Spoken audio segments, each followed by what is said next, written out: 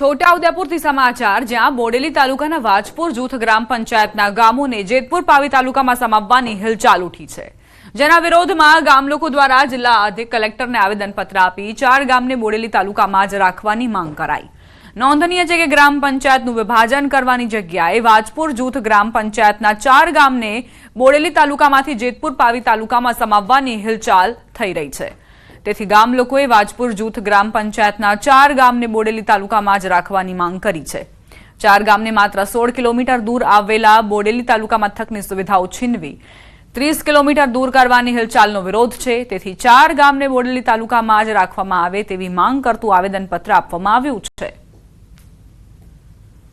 એ જ્યારે તાલુકો વિભાજન થયો ત્યારથી ત્યાં જાપ ગામ જેતપુરમાં હતું અને અમારા ગામ જે મુઢિયારી કથોલા અને ચુજીપુરા એ તો બોડેલીમાં હતા। હવે અત્યારે અમારી એવી માંગ હતી, અત્યારે લોકોએ સરપંચને આ બધા હશે એ બધાએ ઠરાવો કરી અને અત્યારે અમારે બોડેલીમાં જેતપુર પાઈમાં લીધું છે એમ કરીને ઠરાવો કરીએ 4 ગામને। તો અમારી માંગ એવી છે તો જેતપુરમાં જાપ રાખો તો અમારું આ 4 જે ગામ છે એ બોડેલીમાં જ રહે તો અમને થોડી સગવડ અને અમારે શિક્ષણની દ્રષ્ટિએ પણ સારું રહે। જૂથ ગ્રામ પંચાયતમાં 5 ગામો સમાવિષ્ટ છે। એમાં વાજપુર, મુઢિયારી, શિવજીપુરા, કથોલા અને જાબ। હવે આ 5 ગામો અમારે ખરેખર જે બોડેલી તાલુકામાં સમાવેશ કરવામાં આવ્યો તેમાં અમને વધારે સરળતા થાય છે અને પાવી જેતપુરમાં આવવા જવામાં અમને વધારે તકલીફ પડે છે। જ્યારે પૈસા, સમય અને દરેક રીતે અમને ત્યાં અનુકૂળ નથી, એટલે દરેક ગામની રજૂઆત એવી છે કે બોડેલી તાલુકામાં આ 4 ગામો હોય તો વધારે સારું। એટલે ખોટા ઠરાવો કરે છે, સભ્યોને પણ ખબર નથી અને અમારે જે બોડેલી તાલુકો છે એ શું કે નજીક છે, અમારે 13-14 કિલોમીટર થાય અને વત્તા શું છે કે અમારે છોટાઉદેપુર જિલ્લો છે, વડ મથક ભલે છોટાઉદેપુર હોય પણ ટોટલી ઇલેક્શનને લગતી કામગીરી હોય કે XYZ ગમે તે કામગીરી હોય તો બોડેલીથી જ થાય છે। તો અમારે બોડેલી વિકસિત તાલુકો છે તો અમારે બોડેલી તાલુકામાં રહે એવી અમારી માંગ છે। દાહોદમાં જમનાદાસ કંપનીના કર્મચારીઓ નારેબાજી સાથે દાહોદ રૂરલ પોલીસ સ્ટેશન પહોંચ્યા। કર્મચારીઓએ નારેબાજી કરી રજૂઆત કરી। આપને જણાવી દઈએ કે થોડા સમય પહેલા દાહોદના ખરોડ ખાતે જમનાદાસ કંપનીના કર્મચારીઓને મારી નાખવાની ધમકી આપતા 3 કામદારો વિરુદ્ધ ફરિયાદ નોંધાઈ હતી। આ મામલે કામદારોનું કહેવું છે કે સમાધાન થયા પછી કંપનીના સંચાલક દ્વારા 3 કામદારો વિરુદ્ધ ફરિયાદ નોંધાવાઈ હતી। દાહોદમાં મજૂરોના શોષણ અને પોલીસની કથિત કાર્યવાહી સામે ભારે રોષ ફાટી નીકળ્યો છે।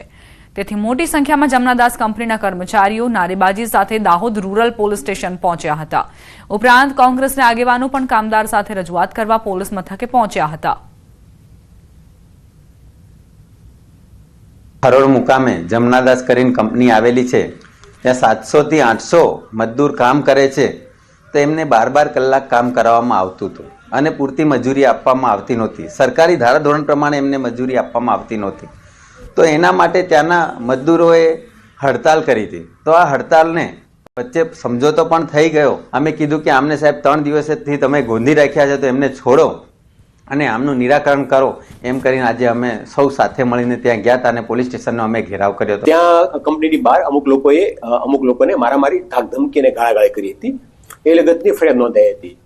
એ ફરિયાદના આધારે દાહોદ રૂરલ પોસ્ટ દ્વારા સીસીટીવી ફૂટેજ મળી આવ્યા હતા। એ સીસીટીવી ફૂટેજને ધ્યાનમાં રાખી અને જે બી જવાબદાર લોકો છે એમના વિરુદ્ધની કાયદેસરની કાર્યવાહી થઈ છે। જેમાં 2 લોકોને અટક કરવામાં આવ્યા છે અને અન્ય લોકો છે જરૂરી લોકો એમને અટકાયત પગલાં લેવામાં આવેલા છે, જેમની તપાસ હાલમાં ચાલુમાં છે। અને આજ રોજ છે એ અમુક રાજકીય આગેવાનો અન્ય લોકો હતા એ એમના પ્રશ્ન લઈ અને આજે શા માટે અટક કર્યા છે એ બાબતે આવ્યા હતા, તો જેમને સાચી સમજ કરવામાં આવેલી છે અને વિડીયોગ્રાફી પણ બતાવવામાં આવેલી છે અને અન્ય કોઈ પ્રશ્ન છે તો પોલીસે પોઝિટિવ રીતે નિકાલવાનો પ્રયત્ન કરાવશે।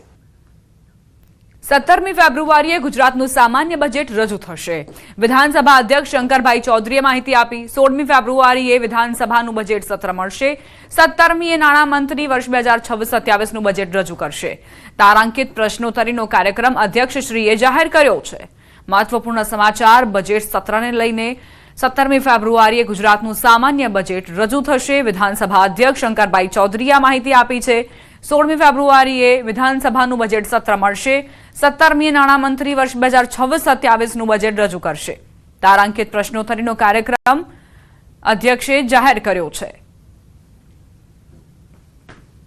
16 ફેબ્રુઆરીના રોજ ગુજરાત વિધાનસભાને માન્ય રાજ્યપાલશ્રી સંબોધન કરશે અને તે જ દિવસે માન્ય મુખ્યમંત્રીશ્રી દ્વારા શોકદ્રસ્ત પ્રસ્તાવ પણ રજૂ કરવામાં આવશે. 17મી તારીખે ગુજરાત રાજ્યનું 2026-27નું અંદાજપત્ર ગુજરાત રાજ્યના માન્ય નાણામંત્રીશ્રી ગુજરાત વિધાનસભાની અંદર રજૂ કરશે. આ સત્રની અંદર કુલ 23 દિવસો અને 26 જેટલી બેઠકો રાખવામાં આવી છે. 3 બેઠક માન્ય રાજ્યપાલશ્રીના સંબોધન ઉપર ચર્ચાઓ, 4 બેઠક સરકારી કામકાજ અને વિધેયકો અને 4 બેઠક અંદાજપત્ર ઉપરની સામાન્ય ચર્ચા માટે રાખવામાં આવ્યા છે. જૂનાગઢમાં પેટ્રોલ પંપ પર મારામારી કરનાર શખ્સની સરભરા કરાઈ. રિક્ષા ચાલકને નજીવી બાબતે માર મરાયો હતો. પોલીસે નવાઝ ઉર્ફે બમ પઠાણ નામના શખ્સને ઝડપી પાડ્યો. બનાવ સ્થળે પોલીસે ઘટનાનું રિકન્સ્ટ્રક્શન કર્યું. આરોપીએ જાહેરમાં માફી માંગી. રિક્ષા ચાલકને માર મારનાર અસામાજિક તત્વોને પોલીસે કાયદાનો પાઠ ભણાવ્યો. ઉડી ઉડીને ધોકા મારતો હતો અને આજે આ વ્યક્તિ ચાલવા જેવો પણ નથી રહ્યો. જૂનાગઢમાં અસામાજિક તત્વોએ કઈ રીતે આતંક મચાવ્યો હતો તેના સીસીટીવી ફૂટેજ પણ જુઓ આપ. અને બીજી તરફ આ આરોપી જે પોલીસ પકડમાં આવતા જ તેની ચાલ બદલાયેલી નજરે પડી રહી છે, જે સ્પષ્ટ દર્શાવે છે કે પોલીસે તેની સારી રીતે સરભરા કરી છે. પહેલા રિક્ષા ચાલકને માર મારતો હતો અને હવે ઘટનાનું રિકન્સ્ટ્રક્શન દરમિયાન તેની શાન ઠેકાણે આવી ગઈ હોય તેવું સ્પષ્ટ પ્રતીત થાય છે. નજીવી બાબતે રિક્ષા ચાલકને માર મારવામાં આવ્યો હતો, જેના સીસીટીવી ફૂટેજ પણ સામે આવ્યા હતા. પોલીસે નવાઝ ઉર્ફે બમ પઠાણ નામના આ વ્યક્તિને ઝડપી પાડ્યો છે અને બનાવ સ્થળે લઈ જઈને ઘટનાનું રિકન્સ્ટ્રક્શન કર્યું કે આખરે કઈ રીતે આ ઘટના બની હતી. જાહેરમાં આરોપીએ માફી પણ માંગી. પોતાની કરતૂતોની માફી તેણે માંગી હોવાની જાણકારી છે. રિક્ષા ચાલકને માર મારનાર અસામાજિક તત્વ જે હવે પોલીસની પકડમાં છે અને કાયદાનો પાઠ ભણી રહ્યો છે. ઉડી ઉડીને ધોકા મારતો હતો અને આજે ચાલવા જેવો પણ નથી રહ્યો.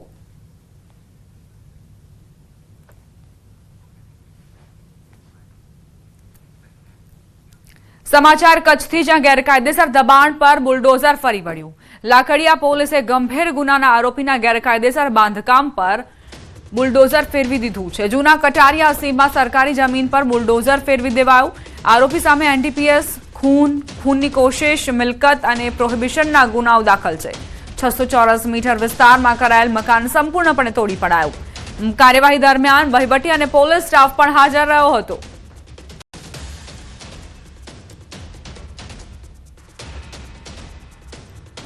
અમદાવાદના સાબરમતી રિવરફ્રન્ટ પર આયોજિત ઇન્ટરનેશનલ ફ્લાવર શોને બહોળો પ્રતિસાદ મળી રહ્યો છે, જેને લઈને અમદાવાદ મહાનગરપાલિકાએ ફ્લાવર શોનો સમય વધારવાનો મહત્વપૂર્ણ નિર્ણય લીધો છે. 22 જાન્યુઆરી સુધી ચાલનાર ફ્લાવર શો હવે રાત્રે 10 વાગ્યા સુધી મુલાકાતીઓ નિહાળી શકશે, જે માટે ટિકિટ રાત્રે 9 વાગ્યા સુધી મેળવી શકશે. આ સાથે વધુમાં વધુ નાગરિકોને પ્રવેશ મળી રહે તે હેતુથી રાત્રિના સમયે વીઆઈપી ટિકિટ વ્યવસ્થા બંધ કરાઈ છે. જો કે સવારના 8 થી 9 વાગ્યા દરમિયાનની વીઆઈપી મુલાકાત વ્યવસ્થા યથાવત રહેશે.